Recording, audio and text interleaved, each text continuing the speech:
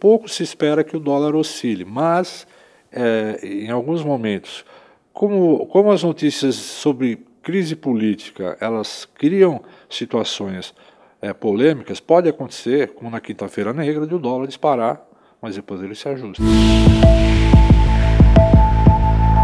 Eu converso agora com Pedro Gaudi, ele é analista-chefe da Upside Investor, sobre tudo que vem acontecendo aí no Brasil. Você há tantos anos no mercado financeiro, como é que você vê esses escândalos e o impacto na economia?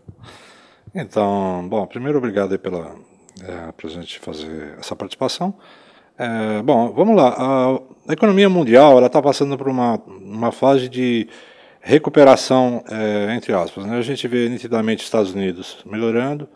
O presidente dos Estados Unidos, Trump, num primeiro momento criou um certo impasse, depois foi bem aceito e agora tem novos eventos acontecendo com apoio de Rússia e coisas do gênero, mas enfim, Estados Unidos está melhorando.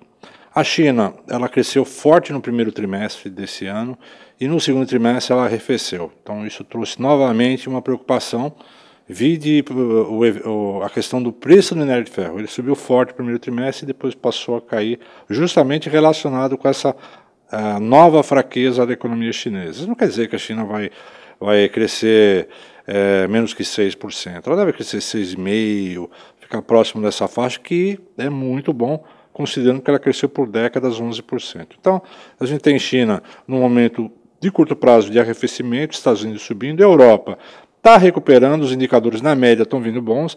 Existem alguns fatores que preocupam, eleições na Itália, na Alemanha, e a Grécia volta a surgir na mídia aí com preocupações de honrar os pagamentos. Então, assim, a Europa vai, não vai, mas na média está crescendo.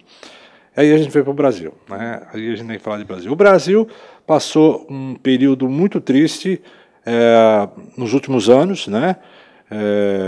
Perdeu o rating, o desemprego ficou recorde, ainda é recorde, juros estratosféricos, inflação em cima, e houve o impeachment do governo Dilma, né? O interino, que foi o vice, ele assumiu então a presidência, tem conseguido recuperar os indicadores, isso é inegável, né? Mas, ao mesmo tempo, os fatores de corrupção estão sendo apontados, né?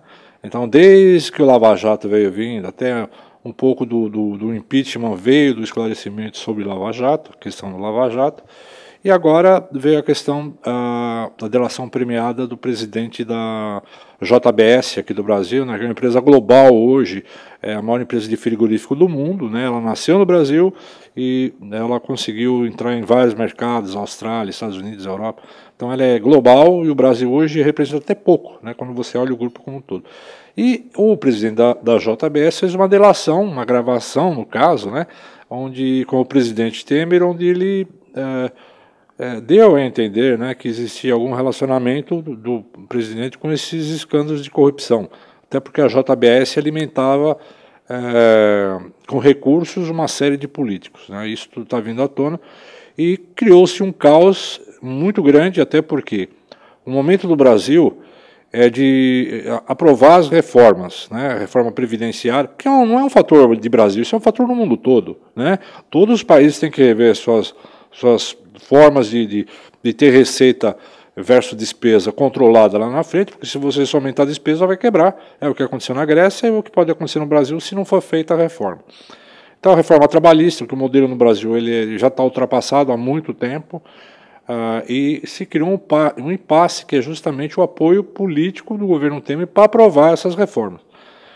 Isso criou um mal-estar e acabou piorando, vamos dizer assim, quando surgiu a quinta-feira negra, né, que os mercados aqui, a bolsa, o dólar disparou, a bolsa afundou, o juros subiu, que foi a quinta-feira negra quando essa gravação vazou ou foi apresentada na mídia, né? E aí começou a questão, qual é o futuro do Temer no Brasil? E como o mercado reage diante de tudo isso? Então, na verdade, quando a gente vê um cenário de incerteza, como a gente está vendo agora, bate diretamente no mercado de juros, a bolsa de valores, né, e na própria inflação, né? A gente tem, só para voltar um pouquinho, para voltar nisso, a gente tem o Fed agora definindo mais um corte de juros, né? Praticamente está dado, então isso, o dólar já está se ajustando a isso. Ele pode ter um pequeno impacto, mas aqui o dólar que explodiu lá atrás a R$4, e agora chegou a 3,40, caiu, agora está gerando em 3,27, 3,26. Ele, no curto prazo, as projeções dos economistas, que é a pesquisa Focus que a gente fala, está por aí, 3,30, né? Não muito mais que isso, quer dizer, pouco se espera que o dólar oscile, mas em alguns momentos, como as notícias sobre crise política, elas criam situações polêmicas, pode acontecer, como na quinta-feira negra, de o dólar disparar, mas depois ele se ajusta. Então precisa tomar cuidado com isso, principalmente quem está exposto, né, a curto prazo com o dólar, né, quem vai fazer uma viagem, coisas do gênero. Então o que aconteceu? Depois desse impacto da delação premiada, o dólar subiu um pouco, né? A tendência é que ele fique por aí e desses repiques conforme as notícias. Eu entendo que se a reforma previdenciária fosse aprovada, o dólar ia para baixo. Mas enquanto não, né, o mercado dá como certo a reforma até ser aprovada, mas enquanto não, o dólar ficou oscilando, mas também não acredito que vá muito mais do que os 3,40 ou 3,20, que é o patamar, até que o Banco Central está de olho para não deixar correr nem para um lado nem para o outro. E aí, se o dólar oscilar, você mexe com a inflação. A gente tem visto a inflação no Brasil muito bem comportada, né? Em alguns casos está dando até deflação. Basicamente, a gente teve um bom resultado da agricultura no país no primeiro trimestre, e por isso que o PIB até foi muito bom no primeiro trimestre, coisa que não vai se repetir no segundo. E, logicamente, quando você tem uma maior oferta de produtos, né, alimentícios, o preço cai e aí a inflação cai. Então, a inflação aqui no Brasil está sinalizando que vai atingir a meta, 4,5%, né, deve ficar por aí. Só que quando o dólar sobe, a inflação, você tem o efeito da moeda trazendo os preços para cima, porque muitos componentes são importados e acaba jogando a inflação para cima. Então, a gente tem... a inflação vai continuar buscando esse patamar, com os repiques acompanhando o dólar. Sempre tem um delay de uma coisa para outra, mas a inflação está dada, ela entrou numa curva legal, o que até está justificando o Copom, o Banco Central, a reduzir a taxa Selic, né, que estava absurdamente elevada e ainda está. Qual é a tendência para os juros?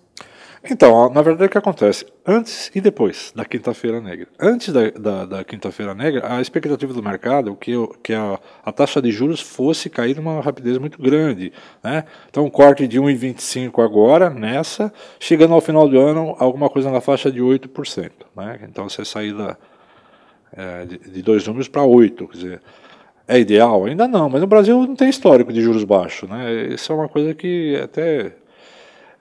bom, depois da Quinta-feira Negra, né? A inflação, por mais que o dólar tenha aumentado, tenha dado repiques, a inflação continua bem comportada. Então, você tem espaço para cortar juros.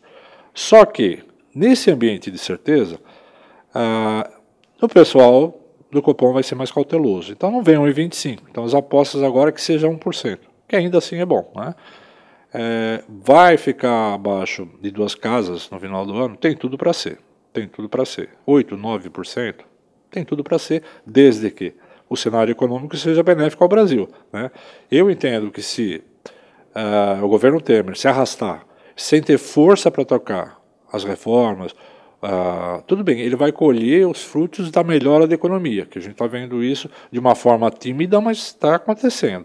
Então ele, de certa forma, vai colher esses frutos e vai tentar, em cima deles, um convencimento para ir até o final de 2017, né? Ou para as eleições, até as próximas eleições de 2018. Então ele iria, teoricamente, essa é a meta dele, né? Correr. Só que assim, o mercado não está dando muita bola se ele fica ou não fica, na minha concepção. Acho que o mercado está olhando se vai ter a reforma. E o mercado está dando conta que vai ter a reforma. Capenga ou não capenga, ela vai acontecer. O mais provável que aconteça, ele saindo, a gente tem eleições indiretas. Eleição direta, que é o que o PT está pregando, esquece, isso aí fere Constituição, Isso aí é mais é para fazer barulho. Agora, vindo a eleição indireta, tem que se escolher o presidente e o vice, né? E o grande problema que a gente percebe hoje é que os candidatos naturais, né, muitos deles esbarram no próprio Lava Jato, né? Então não há unanimidade hoje dos nomes que possam substituir, na saída do Temer, substituí-lo. Há uma forte visão de que o Meirelles, né, que hoje é o ministro, né, ele poderia assumir. Ontem mesmo ele fez um bate-papo, né, num dos jantares, aí, reunião jantar que eles fizeram, e até em entrevista com a mídia internacional, de que ele não é candidato, que é isso. Então tem muita... A gente está vivendo aqui agora esse período de incerteza, né, e logicamente isso acaba engessando a economia, né, e acaba trazendo impacto nos preços dos ativos, né. Por exemplo, as ações da JBS caíram mais de 30% em um mês, né? E os outros papéis, opa, aí você fala, bom, mas o setor de varejo aguarda a queda de juros porque melhora a situação para ele. Você, pô, mas a Selic não vai cair tão rápido, então começa a mexer com preços de ativo, de expectativa. Então, assim, o Brasil está vivendo essa fase de transição. A gente torce para que o pessoal tenha bom senso, né, de enxergar que mais importante é o Brasil do que aspectos pessoais, né? Pedro, muito obrigada pela sua primeira participação aqui com a gente na Ducascope TV. Espero que tenhamos outras oportunidades no futuro. Eu que agradeço. Até mais, pessoal. Luciane Miranda para a Ducascope TV.